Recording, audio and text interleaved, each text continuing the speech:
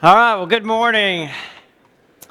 It's good to see everyone here. Before we get started, it's hard to believe that we're at our 12th lesson, 12th and final one. It's going to be kind of a good thing today because our last lesson, and we're going to end it on the end times, talking about Matthew 24 and 25. But first of all, I just want to send out a big thank you to Cleo and to the elders for allowing me to get up here and having the faith to allow me to get up here and teach. It's been hopefully it's been a good study in Matthew for you. I know it's been a huge building for myself. But as I mentioned today, we're going to be, hopefully that'll work. The back one's not working. We're going to be looking at starting in chapter 24, and if you do any kind of research out on the internet, you're going to see a lot of differences of opinion on this. And so I'm going to try today to give you my opinion and from my study on what, especially chapter 24, you're going to see a lot of people that are going to think that deals strictly all with the end times, whereas there's another group that'll say that deals a lot with strictly the fall of Jerusalem. And I think there's a lot of going back and forth between the two. Some of the things that they talk about with what's going to be on the fall of Jerusalem is certainly could be things that will be happening on the end time. But I think one of the keys that when you look at this to understand in the first 22 verses or so of Matthew 24 is actually found down in Matthew 24:34, where he says, "Assuredly I say to you, this generation will by no means pass away until all these things have taken place." So chapter 24 opens up with Jesus and his disciples, and we'll kind of walk through some of this and take a look at it. And I'll tell you the reasoning I believe that it's talking about, most of it's a reference in the fall of Jerusalem up till about the latter verses of 24, and then there's a shift where it goes to we look at the end times coming up. But it starts off, it says, "And Jesus went out and departed from the temple, and the disciples came up to show him the buildings of the temple. And Jesus said to them, 'Do you not see all these things? Assuredly I say to you, not one stone shall be left here upon another that shall not be thrown down.'" So Jesus is with his disciples, and they look over at the temple, and he makes kind of a startling kind of a description of what's about to happen or at some point is going to happen to the temple here. And if you look at some extra biblical writings, Josephus describes the temple. He talks about it was covered with gold-plated, green and white marble of immense dimensions. The golden facade reflected the rising sun and the splendor of it. And his quote was, "He who has not seen the temple has never seen a beautiful building." But if you remember, one thing that's I think a lot of people have difficulty with is Jesus, this huge temple here, saying not one stone will be left unturned. And they say that Christ's prophecy I mentioned up here was so complete that the actual site of the once glorious temple is now somewhat uncertain. It may be up to 20 feet below the current town of Jerusalem. It's said that after the fire ravaged the temple, that there was so much gold melted that ended up a lot of the soldiers overturned the stones trying to get to that gold. And that was one of the reasons that by the time all that was over with, they said there was not a stone that left unturned from the temple. Sorry, I'm looking back there. My deal in the back is not showing me. Just make sure I'm keeping up. So look at verse 3. "And now as he sat on the Mount of Olives, the disciples came to him privately, saying, 'Well, tell us when all these things will be, and what will be the sign of your coming of the end of the age?'" And I think it's really important here to understand this end of the age. As I mentioned, there's some translations that'll translate this end of the world, which I believe brings a little difficulty to some when they're trying to figure out what time he's talking about here. This Greek, I'm pronouncing aianos, literally means kind of the end of an age, not necessarily end of the world per se, but an end of an age. That age could be, like we say, end of a generation. Likely means something like the time that everyone currently that's alive will end. So he's talking about the age of the end of that generation. And again, they kind of ask him three questions here, and in a sense there are three different questions, but in a sense I think they're all pointing to the same things that he's just talked about. They kind of say, when shall these things be? What shall be the sign of your coming, and what shall be the sign of the end of the age? So as we move to verse 5, for many will come in my name, saying, I am the Christ, and will deceive many. And you will hear of wars and rumors of wars. But see that you're not troubled, for all these things must come to pass. But the end is not yet. For nation will rise up against nation, and kingdom against kingdom, and there will be famines, pestilence, earthquakes in various places. All these are the beginning of sorrow. And if you look on the internet, a lot of times it starts getting difficult. You'll see that people are pointing out, well, here's some of the ends of the times. We got wars, the nations, the rising up against nation. You got kingdom against kingdom. But if you really kind of step back and look at that, none of these things are they're not that out of the ordinary. These things have been going on for a long time. Jesus is, I think, trying to say these are not necessarily the end of the signs are here, but it's just kind of that that's going to tell us that things are getting started, that the times are starting to come about.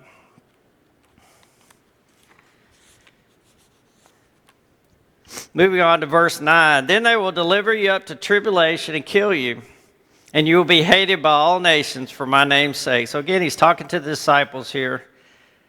This appears to point to when he's referencing the disciples particularly. It says, many will be offended, will betray one another and hate one another. Many false prophets will rise up and deceive many, and because lawlessness will abound, the love of many will grow cold. Again, the you here appears to point back to the disciples, kind of a foreshadowing what's to come. We talked about some weeks ago the fate of all the disciples other than the two, one of them that killed himself and John. The rest of them were martyred for Christ's sake. And I think here he's kind of pointing out to that, or kind of alluding to the fact that they would die eventually for their faith. Again, these conditions were all fulfilled before the destruction of Jerusalem, as we mentioned, no doubt. A lot of this stuff will also be prevalent before the second coming. And again, Christ knew the same evil influences would not cease to operate following his resurrection and establishment of the church, but yet would continue till the end of time, or the second coming. I'm sorry, I'm behind again. There we go.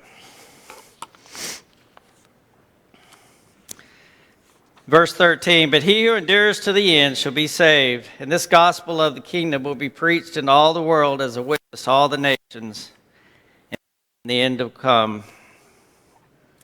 Again, Christ talking about endurance here. We know that the Christian walk is an endurance race and not a sprint. There's a lot of adversity, hardship, doubts, difficulties, failures, and persecutions that we will all, face, and that people as a whole will face. So I think he's alluding to some of that. And if you look over in Colossians 1:23, Paul states this. He said, if indeed you continue in the faith, grounded and steadfast, and are not moved away from the hope of the gospel which you have heard, which was preached to every creature under heaven, of which I, Paul, became a minister. So here, then down up in verse 14, the gospel of the kingdom we preached in all the world. Well, down in Colossians 1:23, Paul lets us know that at that point in time, that the gospel had been preached to all.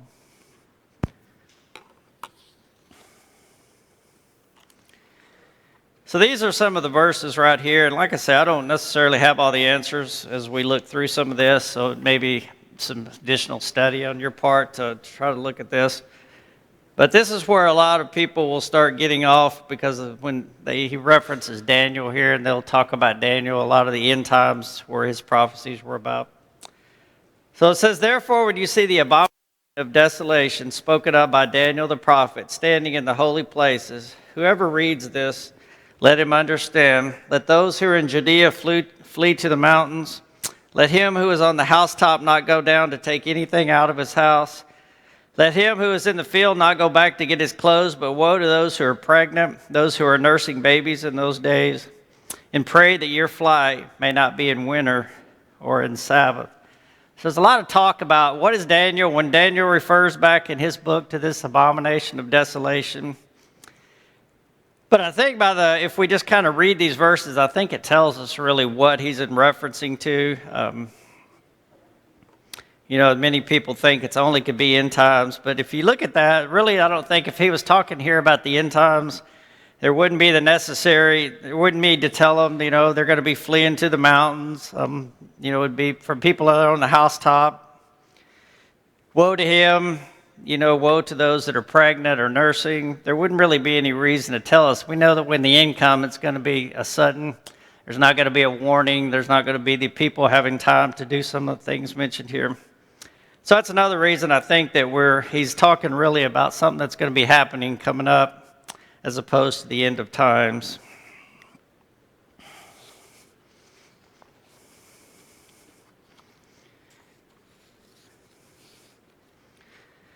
Let's pick it up in 21. For then there will be a great tribulation such as not been seen since the beginning of the world until this time, nor ever shall be. And unless those days were shortened, no flesh would be saved, but for the elect's sake, those days will be shortened. If you go out, there's really some interesting reading. If you go out and take a look at some writers like Josephus talked about the destruction of Jerusalem, which happened in around AD 70. I don't even think amazing is the right word, but when you look at this, he estimated that somewhere between or possibly up to 1.1 million Jews were killed when Rome invaded and took over the country. It says the siege, he talks about up here, if it had not been shortened, it would even been worse. They said the siege only lasted around 5 months. Had it not ended, more would have died. So they had been cut off inside their city. Starvation had reached a point where it even says people were even killing and eating each other. They had reached such a point of starvation. When he was talking about some of the things that the Romans did to the Jews, it said it was common for them to be impaled on poles, covered in pine tar and used to light the streets. They said thousands were crucified on walls. We talked about at one point there really were even no trees left standing hardly in the city. They had been used to make crosses for these people to be crucified. So it's just an atrocious event that happened that Jesus was talking about here.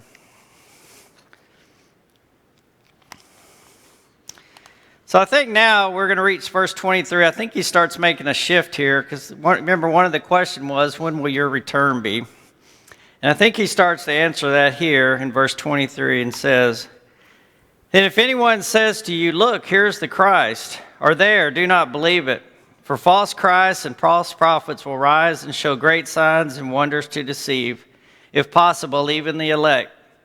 See, I've told you beforehand. Therefore, if they say to you, 'Look, he's in the desert,' do not go out. Or, 'Look, he's in the inner rooms,' do not believe it. For as the lightning comes from the east and flashes to the west, so also will the coming of the Son of Man be." So again, Jesus here is starting to give us a glimpse of what his final return will look like. It's going to be totally different. It appears from the resurrection from the dead. It's going to be more of a worldwide event that's going to be happening. And I think he's kind of warning the disciples here. He's telling them, because they're going to shortly see him ascend back to heaven. And I think that alone is going to make them vulnerable to stories of saying, look, people saying, I seen him here or I've seen him there. And Christ is kind of saying, don't believe all that, because when I come back again, it's going to be a totally different event than what you experienced when I came back from the dead. And here, I believe now he's starting to change his focus. I believe the first part of this book has been him talking about what was going to happen at the fall of Jerusalem. Now he starts to change his focus, I believe, and take a look at and answer what are the end times going to look like? What are you going to see? What's some of the experiences you're going to have? So pick it up in verse 29. It says, "Immediately after the tribulation of those days, the sun will be darkened, and the moon will not give its light. The stars will fall from heaven, and the powers of heaven will be shaken." And if you look at that, it kind of, at first glance, the tribulation of those days appears to reference the destruction of Jerusalem, which he seems to have been talking about earlier. Yet, there's wording about when he talks about it'll happen immediately after the tribulation. So I think the tribulation here has got to be referencing some event that's going to be happening just prior to Christ coming into the end of the world. And another thing that was pointed out by one of the writers that I thought was really interesting down here, and he says when he was talking about the things that are going to occur with Jerusalem, he mentions on more than one occasion, he'll call that these things when he's referencing that. And he makes a shift now and starts talking about, he uses a term for those days, he put those days in there or that day as being references possibly to the end of the world. So I believe he's, like I say, making a shift here, starting to tell us a little bit about and give us some insight of what this is going to look like when the end of the world starts to come. Chapter 30, then the signs of the Son of Man will appear in heaven, and then all the tribes of the earth will mourn. And they will see the Son of Man coming on the clouds of heaven with power and great glory.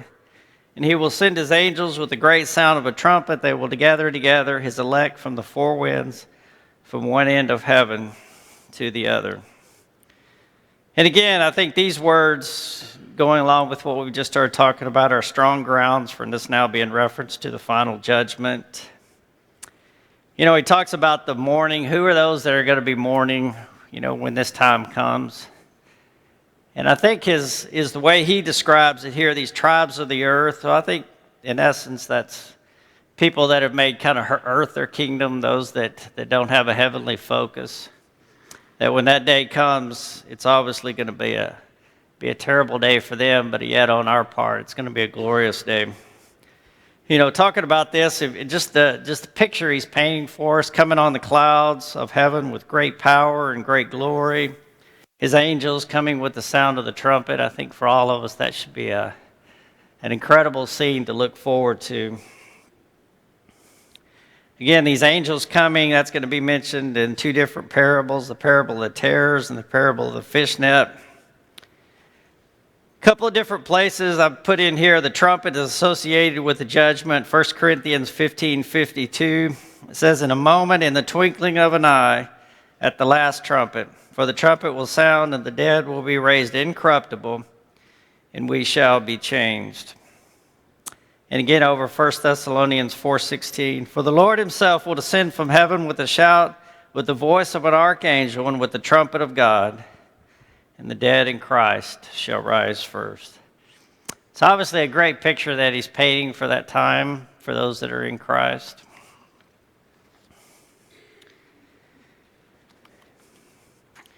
And then he kind of, for just a brief couple of verses, it appears he kind of switches back to his topic that he started off with this parable of the fig tree. It says, now learn this parable from the fig tree.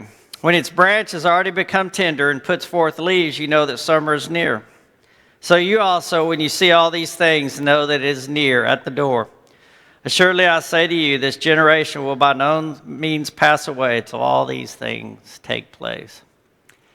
So if again, it appears these couple of verses are pointing back to the destruction of Jerusalem. Again, at the end of this verse, he goes back and references, has all these things that we talked about earlier. Typically, when he's talking about these things, it's the answer to that first question about what's going to happen.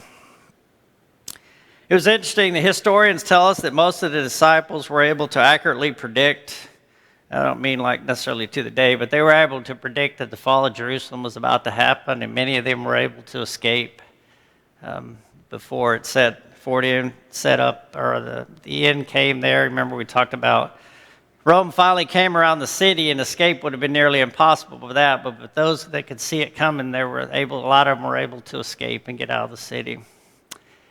And again, as we started off talking about verse 34, I think is a key to understanding Matthew 24, is in the fact that this generation will by no means pass away till these things take place, which really wouldn't make sense if this whole entire chapter had been really a reference to the end of time.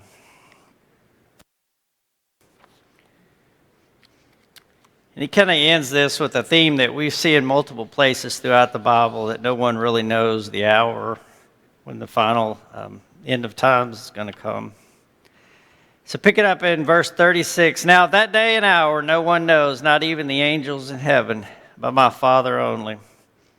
So isn't that interesting to know that really God is the only one that knows the time, that the angels, who you would think are as close other than the Son and the Holy Spirit, but yet the angels appear not to even know the exact day that it's going to come. He goes on to describe it similar. He's referencing Noah, but as the days of Noah were, so also will the coming of the Son of Man be. Watch therefore, for you do not know what hour your Lord is coming. Therefore, you also be ready, for the Son of Man is coming in an hour that you do not expect.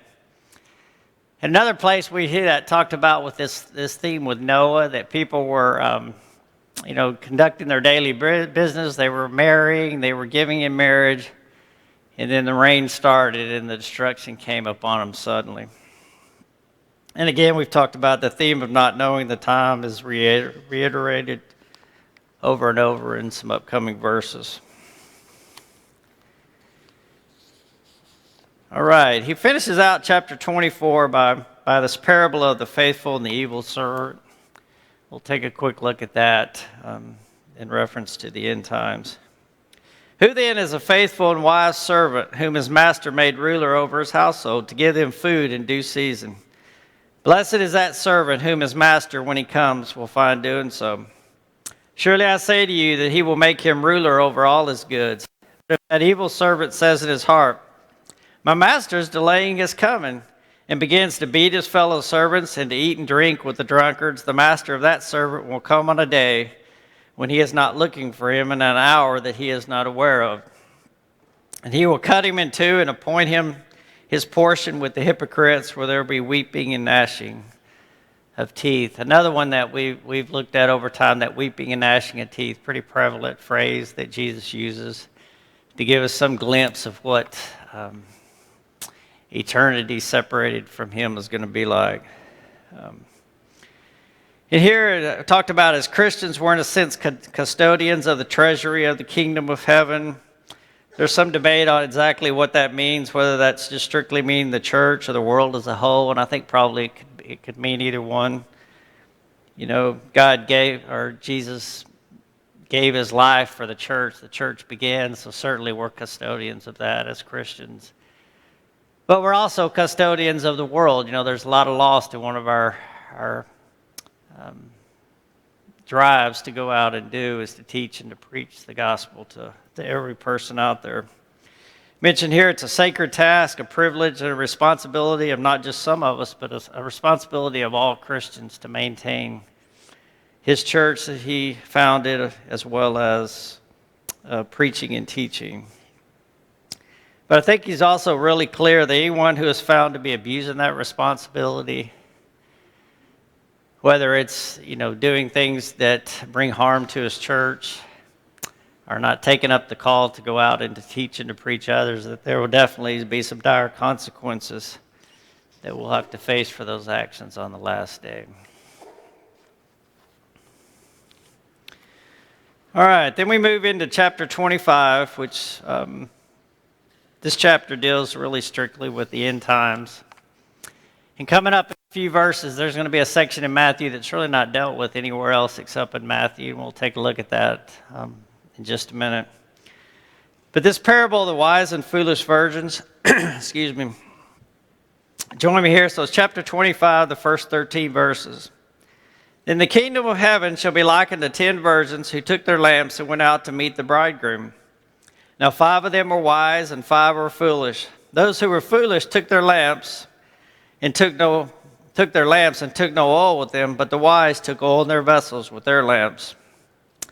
But while the bridegroom was delayed, they all slumbered and slept. And at midnight a cry was heard, behold, the bridegroom is coming. Go out to meet him. Then all those virgins arose, trimmed their lamps, and the foolish said to the wise, give us some of your oil, for our lamps are going out. But the wise answered, saying, no, lest there should be not enough for us and you, but rather go to those who sell and buy for yourselves. And while they went to buy, the bridegroom came, and those who were ready went in with him to the wedding, and the door was shut. Afterward, the other virgins came also, saying, Lord, Lord, open to us. But he answered and said, Assuredly I say to you, I do not know you. Watch therefore, for you know neither the day nor the hour in which the Son of Man is coming. So several points about this parable that are, first of all, we notice that this is really set in the context of a wedding. It relates, I believe really this is relating more to members of the body of Christ, this parable per se. Interesting thing here in this one, there's really no mention of the bride. It's the bridesmaid that appear to be the Christians in this parable. There's really no conversations. The conversation really doesn't appear to matter on this one. But I think really the key to this is it's something that's meant to shock Christians out of their foolish ways. It's important, I think, to understand the analogies, so I've done my best to try to determine what those were. I think when he talks about the kingdom of heaven, he's talking about the church. Obviously, the bridegroom is Christ. The midnight arrival that they're getting ready for, I believe, is the second coming. These virgins appear to be church members or Christians. But there's kind of a difference. While both of them appear to be Christians, we've got the wise virgins who come prepared, and we've got those that are called the foolish ones who are unprepared. And again, the lamps and the oil that they're putting into it kind of appears to be faith, maybe works that we do in obedience, necessary things that we need to do. That they both initially came with what they had, but it was after that the wise had enough prepared or had done what they were really supposed to be prepared, whereas the foolish ones had failed to prepare. The sleep appears to be death, upcoming death. The tarrying of the bridegroom, I think, is referencing the delay in the second coming. Midnight cry, the call to judgment, the refusal to give oil. I think it's kind of this idea that, nothing that we can do is transferable to somebody else. I can't, by my actions, I can't get my family into heaven. It's got to be, we all have to work out our own salvation. Exclusion of the foolish, I think that's just a rejection of the unprepared. And then when the final door shuts, the impossibility, there's no last minute to it. Once the door is shut, we learn that the door is shut. Sorry, this is kind of little, but these are a couple of lessons that I think we can take from this parable. Just because you do all the right things in your eyes and call yourself a Christian doesn't necessarily guarantee eternal life. We saw that, these wise and foolish virgins in this one. A warning, I think it's also definitely a warning against idleness and neglect. The wise ones were out collecting, brought the oil, whereas the foolish virgins didn't bring any extra or enough to get them through the night. Obviously, we should always be prepared for the Lord's coming, for no one knows the day, the hour, or the minute when that'll appear. Really, I think it's important, too. What was required of them was not really extraordinary, nor was it even difficult. They were just asked to be prepared to have the oil, but yet they didn't plan for it. They knew what was needed. They knew they needed the oil for their lamps. But it appears they just didn't set that as a priority in their lives, so when they showed up at the end, they were unprepared. As I mentioned, again, we cannot rely on our parents, families, or the church to save us. Paul said in Philippians 2:2, work out your own salvation with fear and trembling. And the final point on these lessons is that once death comes, then it's too late. A similar parable he gets into, talking about the parable of the talents. This one I've just highlighted a few points here. It's kind of long. If you remember, a man travels to a far country to deliver goods to his servants. He gives 5 talents to one, 2 to another, and 1 to the third one. Both of the first 2 double their talents that they're given. The one, for fear, goes out and buries his and just gives that back, doesn't gain anything on it. The first 2 were rewarded, told, well done, to enter the joy of the Lord. But interestingly enough, even though the one was able to give back the talent he gave, didn't go over well. The Lord gets angered by that. And it tells us there that the one talent servant eventually was cast into outer darkness. Again, going through some of the analogies, I think that's Christ, man going into another country's Christ. The other country appears to be heaven. The servants are Christ's disciples, so that would be all of us. The distribution of talents is just an endowment of our gifts. You know, some of us, we receive gifts and we're told that we receive gifts based upon what we can handle. We're not given gifts that we can't, that are too much for us, or we're not given, too less either. Jesus knows exactly what we need and has given us gifts in proportion to that. The return of man is, of course, Christ's return. I think the accounting is going to be judgment. The prophet reported is just, what did we do with those gifts? Did we approve upon them, or did we just sit idly and not use them? Again, outer darkness, punishment. The faithful servants are faithful Christians or unfaithful Christians. And a couple of lessons that we can take from this one also. That really it's important to us to remember that the talents belong to God in the first place. He's given us to them to use. But again, I mentioned talents are not based upon our ability to use them. They're all uniquely different. We're all given different talents that we have to use. There's a lot of work to be done before the Lord's return. But yet again, the return of the Lord is inevitable but unknown. And I mentioned a few minutes ago, these are some of the Matthew 25, 31 through 46, this judgment scene is something that you're only going to find in Matthew. I'm sorry, this thing keeps... We'll take a look at that. So it really gives us a good picture of what's coming up. It says, when the Son of Man comes in his glory and all the holy angels with him, then he will sit on the throne of his glory. All the nations will be gathered before him, and he will separate them one from another, as a shepherd divides his sheep from the goats. And he will set the sheep on his right hand, but the goats on his left hand.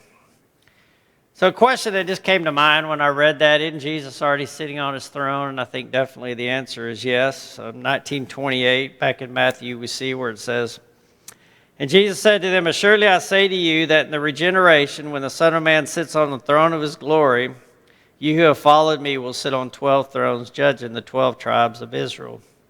So this regeneration appears to be a time, of new birth, namely the time of kind of our present dispensation, where Christ is sitting on the throne ruling. But I think this reference to here really seems to be a kind of a special seating that he's going to be doing to carry out the judgment that's going to come. It says that this will be a visible seating, and all the eyes will be upon him as we, approach that throne for the judgment. So another question is, how long is this reign going to continue, the current reign that we're in? 1 Corinthians 15, 24 through 28 tells us, then comes the end when he delivers the kingdom to God the Father, when he puts an end to all rule and all authority and all power. For he must reign until he has put all enemies under his feet. The last enemy that will be destroyed is death. For he has put all things under his feet. But when he says all things are put under him, it is evident that he who put all things under him is accepted. Now when all things are made subject to him, then the Son of Man will also be subject to him who put all things under him, that God be all in all. So it appears it will continue until he comes in all his glory to judge the world, which is kind of starting in Matthew 25, what we're really starting to see a glimpse of, these end times that are coming us. So what's included when he mentioned these all nations in verse 32? Appears to be kind of the same wording as when he talks about the Great Commission in 28:19, where he says, go therefore and make disciples of all nations, baptizing them in the name of the Father and the Son and the Holy Spirit. If we look over in Mark's parallel account, he uses the word every creature. So I think in essence, both of those are just referring to all people. Paul tells us in 2 Corinthians 5:10 that we must all appear before the judgment seat of Christ. that each man may receive the things done in the body according to what he has done, whether that's good or evil. So I think this really just simply means every person that has lived upon the earth or ever will live will one day have to face the judgment scene that we're looking at.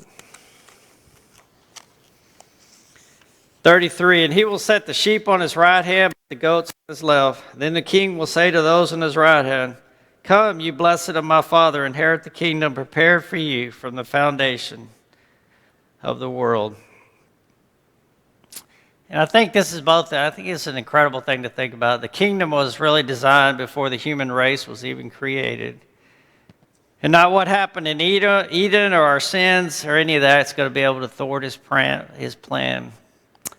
Paul says, 1 Corinthians 2:7, that God's plans were ordained before the ages of our glory.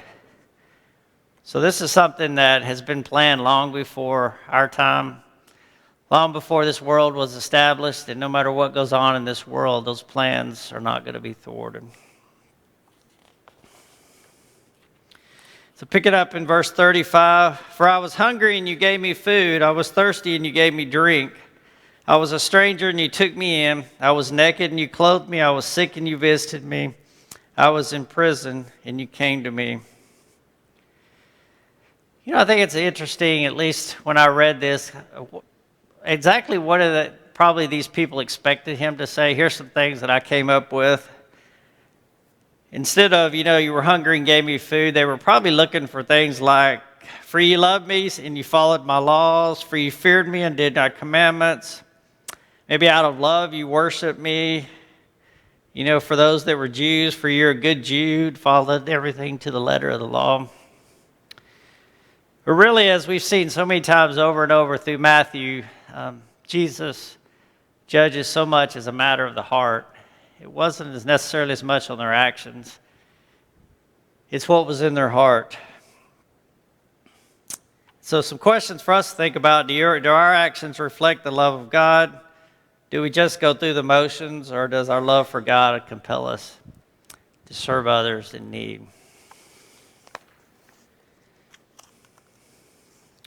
So here's the response to those when he's told them that. These are the righteous that are responding here. It says, "Lord, when did we see you hungry and feed you, or thirsty and give you drink? When did we see you a stranger and take you in, or naked and clothe you? Or when did we see you sick or in prison and come to you?"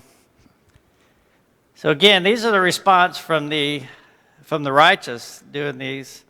And I think it's interesting to notice, it seems there's almost a sense of surprise here. Again, because I think maybe he was expecting Jesus to point out some other things that they did. And the things he pointed out, they seemed somewhat surprised about, when did we actually do any of this stuff? Again, I think they were expecting to be commended for how well they followed the commands, not really necessarily how well they applied the commands, which appears to be what Jesus is referencing. And I think they were also just surprised at kind of what is Christ bringing out as important. So many of these things are kind of just simple things that should be done every day. And yet those are the things that when Jesus is asking about it, those are the things that he's pointing out. But I think it's important too that even though they seem to be somewhat surprised by his response, they had been living out these actions throughout their lives, which is what was the important thing that Jesus is pointing out. That even if they were surprised, and still in a sense, they've been living those things out day by day.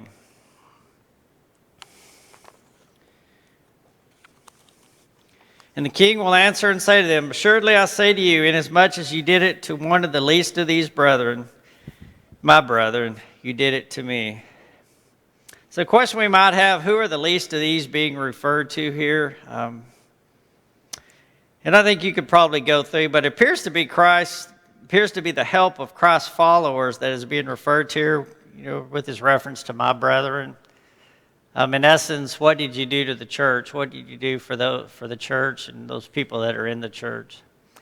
But I think, again, this certainly would apply to how we treat others as a whole. But I think if we truly could understand, if in actuality he's talking about how we treat others in the church, I certainly think this would change the way that we view benevolence, how we treat our fellow brothers, if we knew that so much was at stake on that.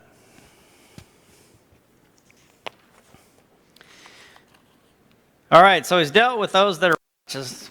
I'm sorry. So now we're going to turn to how's he going to deal with those that are the unrighteous, those that are on the other side. Verse 41, then he will say to those on the left, depart from me, you cursed, everlasting fire, prepared for the devil and his angels.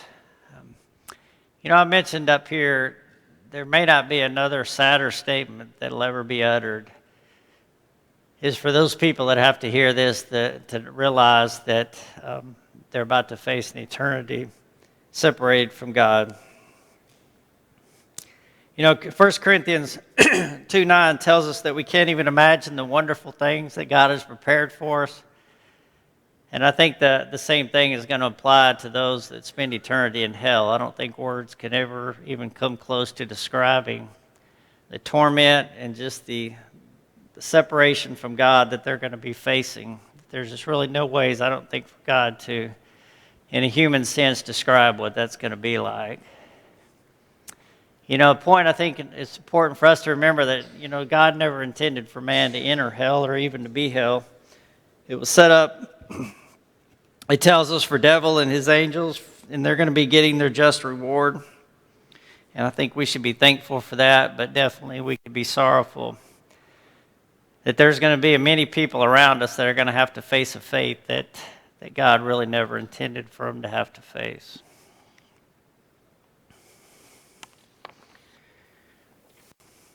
And again, he's kind of going to reiterate here the opposite. It says, for when I was hungry and you gave me no food, I was thirsty and you gave me no drink. I was a stranger and you did not take me in. I was naked and you did not clothe me. I was sick in prison, you did not visit me. Then they will all answer him, saying, Lord, when did we see you hungry or thirsty or a stranger or naked or sick and in prison and did not minister unto you? Then he will answer them, saying, surely I say to you, inasmuch as you did not do it to one of the least of these, you did not do it to me. So I found it really interesting. Their response is just about the same response as the righteous that we read about just a few verses ago. And I think it's important, this is just a side note, important that we don't really turn this response, into a salvation by good deeds kind of theology.